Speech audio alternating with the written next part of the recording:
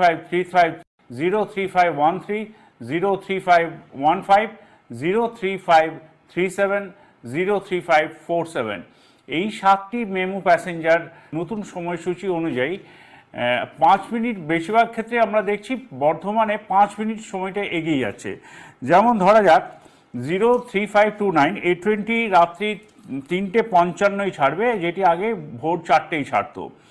অপর একটি ট্রেন যেটি অনেক মানুষ আসানসোলের দিকে আসেন এই ট্রেনটি করে, সেটি হলো 03531, সেটি এতদিন 5:20 ছাড়তো, সেটি বর্ধমান থেকে ছাড়বে 5:15।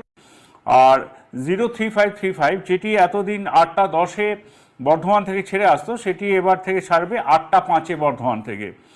আর 03513 এবার থেকে 9:45 ছাড়বে, যেটি আগে 9:50 ছাড়তো। এরকম কিছু কিছু ট্রেনে আমরা সময়সূচিতে পরিবর্তন আনছি বর্ধমান থেকে, যে ট্রেনগুলি আসানসোলের উদ্দেশ্যে যাচ্ছে। আবার বলছি, বর্ধমান থেকেই আসানসোলের উদ্দেশ্যে যাচ্ছে সেই সব ট্রেনগুলি বর্ধমান এবং তালিতে সময় কিছুটা এগিয়ে আনা হয়েছে।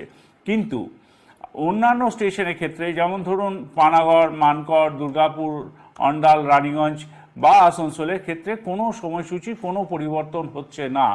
শুধুমাত্র 03533 এবং 03519 এই দুটি মেমু প্যাসেঞ্জার বর্ধমান থেকে আসানসোলের মধ্যে সময়সূচিতে কোনো রকম কোনো পরিবর্তন হচ্ছে না। এই যে পরিবর্তনটি হচ্ছে, এটি 22 সেপ্টেম্বর থেকেই চালু হচ্ছে। আশা করি এতে বর্ধমানের প্রচুর মানুষ উপকৃত হবেন।